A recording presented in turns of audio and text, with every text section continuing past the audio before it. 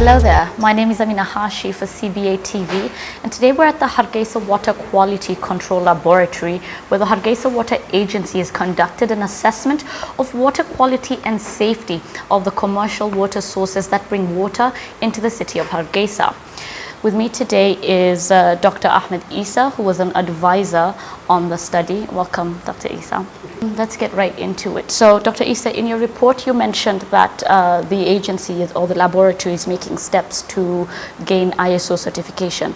What are some of the activities that constitute the steps being taken? Yeah, getting an ISO certification is a long process. It's a process that involves the entire laboratory system, from management to data keeping to testing quality, calibration of instruments, and making sure that the tests that you do are fit for purpose, making sure that external controls are also run, which means that you test something, other labs test it as well, so you have to conform to that. So it's a long process. Involving the entire system of the laboratory, from staff, from equipment, from management, to make sure that the lab, that any lab that does testing, does it for the correct purpose. It's in the correct way. It's not something that you can easily get. It probably will take a couple of years. 1 year just for the assessment, 1 year for the examination. And so it's a long process, but you have to get it, and we're confident that we will be able to get it here. Okay. Now, when we move on to the trucks and other modes of transportation that bring the water from outside the city into Haregisa, are the trucks checked regularly? In terms of the type of testing that we need to do, and the type of testing that we were talking about today, we haven't done the tankers yet, but the entire network from the water source, from the supply, to the network of truckers that bring water from the source to the households, to the household storage tanks, the entire network has to be tested and has to be clean. We haven't done the trucks yet. There are two reasons to do the trucks. First, you have to make sure that they are clean, sanitary, and they're not contributing to the process of contamination. That process of contamination is microbiological as well as chemical, because there could be many elements from the truck itself that can induce impurities into the water. So we have to make sure that they are tested. But the reason we haven't tested the trucks yet is you have to provide them with clean water before you could do that. So that's why we started with the wells. We need to make sure that the wells are clean, are providing clean water from the source. Then you could test the trucks, and so we will do that. We'll do that when we make sure that we are getting clean water from the source. What actions are taken for boreholes that have not come up to the standard of the assessment? So what we have done now is an initial study. This is the step where we don't want people to think that we are going to regulate them or over-regulate them. So this is the awareness stage.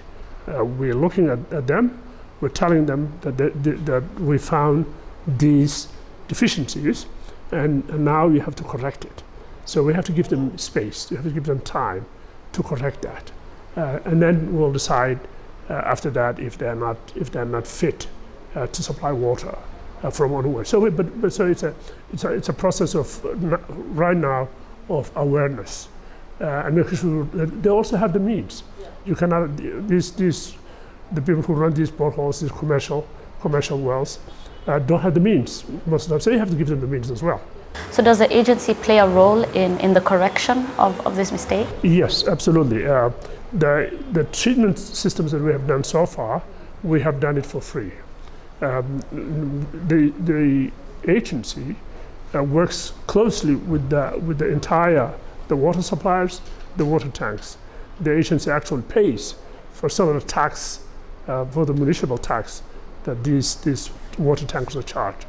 So the agency works very closely with the entire supply, with the entire system of supplying water to Haregisa. Congratulations, first of all, on the first successful in-depth study that you guys have carried out. Now, looking to the future, how frequent does the agency plan on conducting future assessments? Right, so there are about 60 wells around Haregisa that supply water. So far we have done 40 of them. So we will have to do the other 60. We did about 100, we did 40, we need 60 to do. Besides that, for the chemical analysis, you don't have to do it all the time.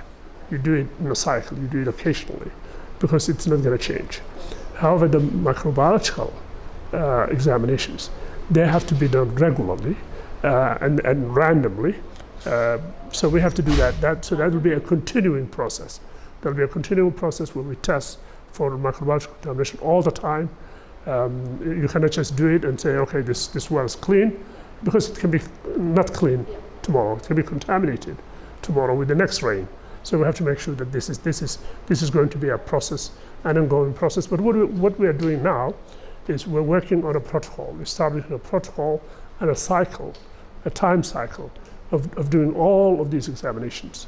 Are there steps being taken to educate people on the ground that work daily with the boreholes on contamination methods and education, but basically awareness on what to look out for?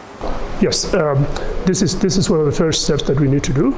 The Haregisa Water Agency already has started some drama, television drama, about water sanitation, and we will continue that. That's an extremely important step. If they don't know what to do, you cannot expect them to do it. So we have to train them. We have to give them awareness. We have to train the staff that are working there. We have to make sure that they know where to dig the wells, how far away from the wells the pump housing is. They have to be taught all of that.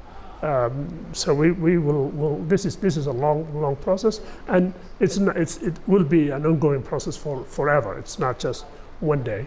Yes, after the first successful one, of course. Thank you, Dr. Ahmed. That's all I have for now.